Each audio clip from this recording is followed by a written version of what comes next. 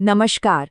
आज हम निवेश की दुनिया के एक ऐसे जबरदस्त टूल के बारे में बात करने वाले हैं जिसे बहुत से लोग अनदेखा कर देते हैं, लेकिन जो आपके पैसे को कई गुना बढ़ा सकता है। हम बात कर रहे हैं ETFs की।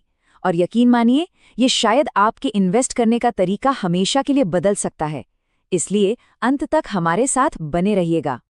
जरा सोचिए, कैसा रहेगा अगर सिर्फ एक इन्वेस्टमेंट आपको Reliance, TCS, HDFC bank, Infosys मतलब इंडिया की सभी टॉप कंपनियों में हिस्सेदारी दिला दे। और वो भी एक नॉर्मल म्यूचुअल फंड से कहीं ज्यादा कम खर्च में। मुझे पता है, सुनने में ये थोड़ा अनरियल सा लगता है ना? लेकिन यही तो है एक ETF की असली पावर। तो चलिए इस अविश्वसनीय से लगने वाले इन्वेस्टमेंट की असलियत को जरा करीब से समझते हैं और देखते हैं कि ये आखिर काम कैसे करता है। और हैरानी की बात यह है कि आज भी इंडिया में लाखों इन्वेस्टर्स इस जबरदस्त मौके का फायदा नहीं उठा रहे हैं। पर कोई बात नहीं, इस सेशन के खत्म होते होते आप उन लोगों में से नहीं होंगे जो इस मौके को चूक जाते हैं। तो सवाल ये है कि आखिर ये ETF है क्या भला? आइए इसे बिल्कुल आसान भाषा में समझते हैं। ETF यानी एक्सचेंज ट्रेडेड फंड। देखिए, इसका सारा राज ना इसके नाम में ही छिपा है। ये एक ऐसा फंड है जो स्टॉक एक्सचेंज पर किसी भी शेयर की तरह ही ट्रेड होता है, मतलब खरीदा और बेचा जाता है। इसे समझने का सबसे आसान तरीका पता है क्या है? ETF को मान लीजिए बहुत सारे अच्छे अच्छे स्टॉक्स की एक टोकरी, बिल्कुल म्यूचुअल फंड की तरह। पर ट्विस्ट ये है कि इस पूरी टोकरी को आप एक सिंगल शेयर की तरह जब चाहें खरीद और बेच सकते हैं। है ना एकदम सिंपल? अच्छा, तो ये काम कैसे करता है? बहुत सिंपल है। सबसे पहले एक ETF किसी इंडेक्स को पकड़ता है, जैसे मान लीजिए अपना निफ्टी 50। फिर वो निफ्टी 50 की सारी कंपनियों में ठीक उसी रेशियो में पैसा लगा देता है जिस रेशियो में वो इंडेक्स में है, और बस हो गया काम। अब आप इस ETF की एक यूनिट को किसी भी आम शेयर की तरह स्टॉक मार्केट पर आराम से खरीद बेच सकते हैं। अब यहाँ पर ना लोग अक्सर कंफ्यूज हो जाते हैं कि ETF और म्यूचुअल फंड में आखिर फर्क क्या है। जब दोनों में ही स्टॉक्स की टोकरी है तो फिर असली अंतर कहाँ है? आइए इसी को समझते हैं। चलिए भारत के सबसे पहले ETF निप्पॉन निफ्टी 20 का एक रियल एग्जाम्पल लेते हैं। जरा इसकी मैनेजमेंट फीस देखिए, सिर्फ 0.05%। इसकी तुलना में कई म्यूचुअल फंड्स 1% से 2% तक चार्ज करते हैं।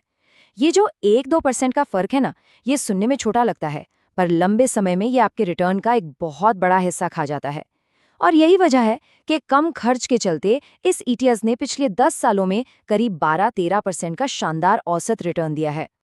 इसे ऐसे समझते हैं। सोचिए, अगर किसी ने 2013 में इसमें सिर्फ 1 लाख रुपए डाले होते तो आज उनकी कीमत कम खर्च की वजह से लगभग 3.5 लाख रुपए होती। यही होता है कम फीस और कंपाउंडिंग का असली जादू। तो अगर आमने सामने रखकर देखें तो ETFs का जो खर्च है, जिसे हम एक्सपेंस रेशियो कहते हैं, वो म्यूचुअल फंड के मुकाबले बहुत ही कम होता है। दूसरा, ETFs को आप स्टॉक एक्सचेंज पर दिन में कभी भी रियल टाइम कीमत पर खरीद बेच सकते हैं, जबकि म्यूचुअल फंड की खरीद बिक्री दिन के आखिरी में NAV पर होती है। और सबसे बड़ी बात, ETFs में ट्रांसपेरेंसी जबरदस्त होती है। आपको हर पल पता होता है कि अपना पैसा किन किन शेयरों में लगा है। तो अब जब हम बेसिक समझ गए हैं तो चलिए कुछ आम मिथ्स और गलतियों की बात करते हैं जो अक्सर लोगों को ETF से दूर रखती हैं। पहला मिथ कि ETF तो बस म्यूचुअल फंड का ही एक फैंसी नया नाम है। क्या ये सच है?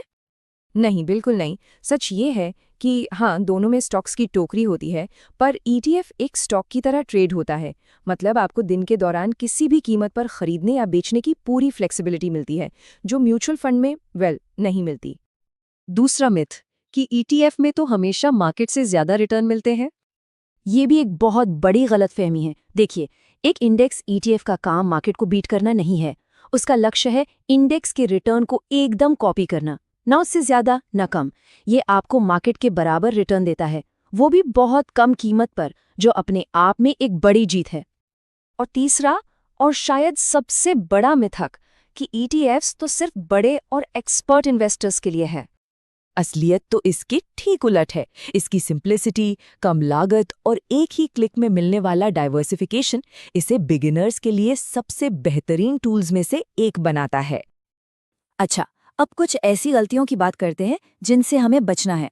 पहला, ऐसे ETF कभी ना खरीदें जिनमें ट्रेडिंग वॉल्यूम बहुत कम हो, क्योंकि जब बेचने की जरूरत पड़ेगी तो शायद खरीदार ही ना मिले। दूसरा, हमेशा लिमिट ऑर्डर लगाकर खरीदें, मार्केट ऑर्डर नहीं। इससे आपको अपनी मनचाही कीमत मिलेगी।